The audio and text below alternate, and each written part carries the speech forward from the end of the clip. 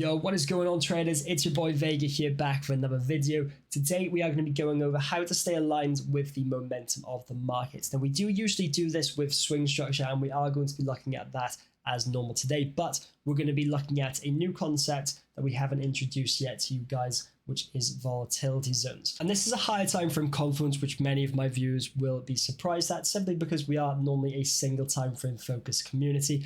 But there are benefits in using higher time frames, such as seeing the bigger picture, which does allow us to filter down our trades. We are also going to be looking at the cable trade, which is a great illustration of staying in lines with momentum. Very clean price action, especially as it was the day before NFP. Sometimes you do get degraded price action. And this was a 5-to-1 trade called out in the premium community. Also, don't forget to hit that subscribe button if you do want to become consistent in trading. And if you don't hit that like button, you might forget your stop loss on your next trade. Now, without any further ado, let's get straight into the video.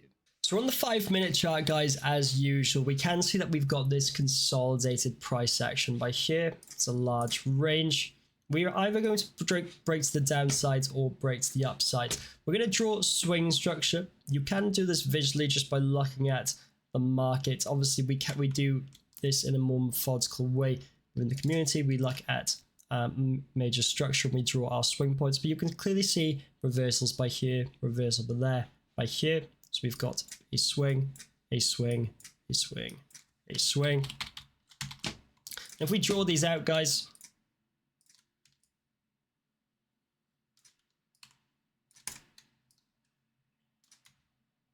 you see that the market is starting to expand. We are getting bearish breaks and bullish breaks. The market is very indecisive at this region. What we're going to do is we're going to go on to higher time frames now and look for volatility zones, which is going to give us much more of an idea of what is happening. And we're going to start off on the daily. We're going to look for fresh imbalance. We can see that the last fresh imbalance that formed was this bullish candle here, and we know it's fresh just because there was a bullish imbalance candle before it, followed by a bearish imbalance. This shows us that there has been fresh fulfilled sell orders that have come into the market, forcing the market downwards by here. If we actually come over, we can actually see that the market is actually rejecting or currently within this fresh imbalance by here. And then we have got these candles marked at blue, guys. Standard imbalance will be shown in these black candles. We do have blue candles for fresh imbalance. These are turning points in the market where the market has been forced down, filled orders before pushing it back up. And these are normally going to be at the start and ends of trends. You can see that these areas do get mitigated very often. We do have an indicator that does this, guys, but you can actually see fresh imbalance yourself simply by looking for a instance of bullish imbalance followed by bearish. You can see it prints this candle by here, and the same vice versa. So we're going to draw a zone across here. This is going to be our volatility zone, or our daily volatility zone, and this is a demand zone formed. Now, although the market is currently bearish, we can see that by here, and the last fresh imbalance on the daily is a bearish candle. The market is in this daily volatility demand zone, which does give evidence to support that the market is potentially going to move to the upside. We can now go back down to the hourly.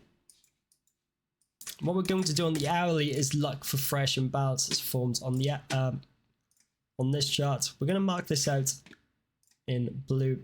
And this fresh imbalance tells us, guys, that at least for the time being, the market is more likely to move to the upside as well.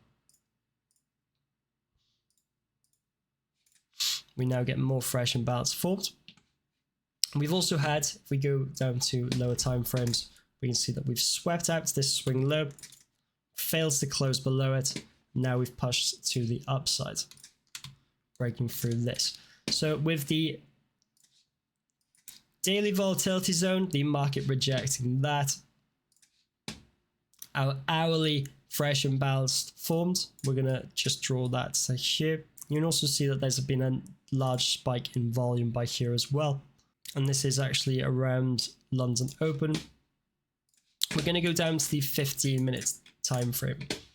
Now, we would be looking for a trade here, guys, and I know many of you in my community, we're looking at a trade from this region of the market. And you are rightly so. This is going to be obviously the level where the imbalance move started. This is going to be where the London banks came into play and started placing their orders. And this imbalance implies that there are going to be unfulfilled orders resting at this zone. You can obviously look at placing an order by here. You can also look for a deeper entry by here, and you could even get away with using a less reserved stop loss with this, simply because the liquidity underneath this price action has been, for the most part, swept. There will only be a small amount of liquidity here. You can, if you want to be more reserved, use this. You will find that with the momentum of the market structure doesn't actually retrace into this region. So we're going to just delete this order by here, and we're going to keep watching swing structure. Now for our swing high to be confirmed, guys, as you know, we want a major low to be broken to the downside. We can see that this, we follow the market back, is the last major low.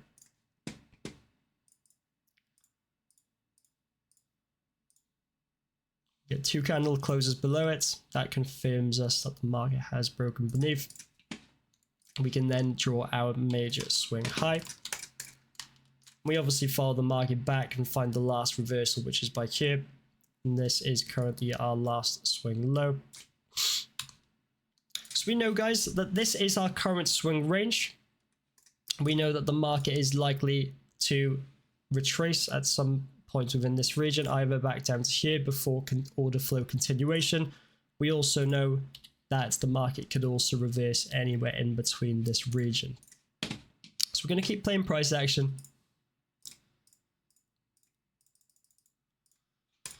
Now we can see here, guys, that the market has come down. It's closed below this major low, and it's come straight back up. If we go back onto the 15-minute time frame, which is what we currently use for entries, at least with our Skorge setup, we can see that the market has come down, produced no structure before moving back up. And this is basically a sweep, guys. We call this a weak break within the community. It is also simultaneously a sweep of liquidity.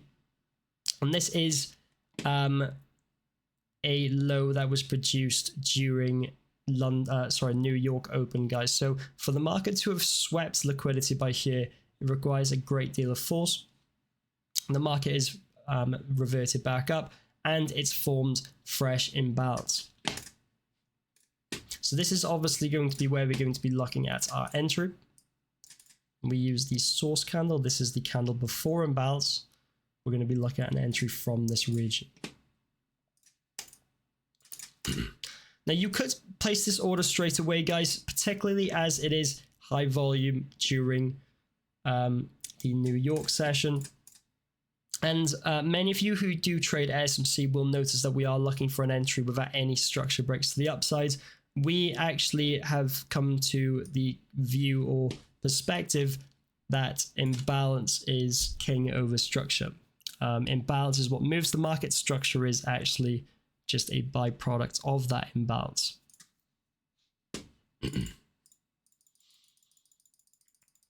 Now I had already looked to set my order on this. I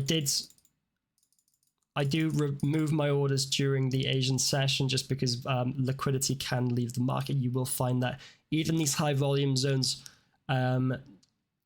do basically get orders removed, and then those orders are reactivated then the following day. So you will find that sometimes order blocks do become redundant during low volume sessions such as market rollover and the Asian session. Now you can already see, guys, that this market is moving horizontally. Now this is very good when you are trading pro momentum, and the reason for that is the market is building liquidity below and above the Asian session, which it tends to do this anyway, but it's great when you do have an entry in line with momentum beyond the liquidity. And you can see that you are getting taps on this liquidity line. You've also got this horizontal liquidity line by here.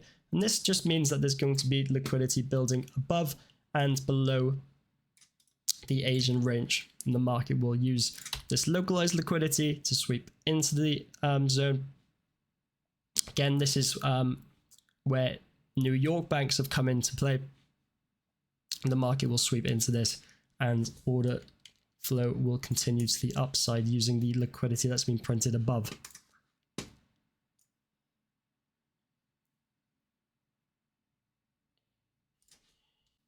Now, I just want to scroll back, guys. I'm going to rewind it to when I first got into this trade. I did actually, even though it does show the entry being tagged by there, I didn't actually get tagged due to spread. Let me get this a bit more accurate. I know many of my traders did actually get tagged on this, and they had actually put their stops to break even in this movement. We did actually have a news event coming by here. I did actually get tagged into this entry on this candle instead. But if we actually scroll out now back to the daily time frame, we can actually see as this trade is occurring, the daily momentum had already switched bullish with this fresh imbalance candle. So this is just a further confirmation that allows us to determine what the market is likely to do next. And as you can see, what normally happens, guys, once you get a fresh imbalance candle on these time frames, if you are a student of my course, you'll know that we look at imbalanced instances. So all of these imbalanced candles are part of a larger move, starting with the fresh imbalance candle. It doesn't always happen, which is why we do look for other confirmations, but usually a fresh imbalance candle marks the start of a new instance. By here you get this extended down move. By here you get this extended up move. So this is a really good confirmation just to give you a better gauge on what the market is likely doing. And when you also then account for previous volatility zones, it does give you that extra confirmation and clarity of thought. Here's the call that I did make in the community. There's my entry. Like I said, with that sort of entry, there's no chance of getting tagged, even with small spreads. Sometimes there can be discrepancies between MT4 data and the data that we looked at on TradingView. But we did get tagged in there, and here is my profit. I do post on TikTok and Instagram, guys, so make sure to follow me there, and I will catch you all in the next trading video.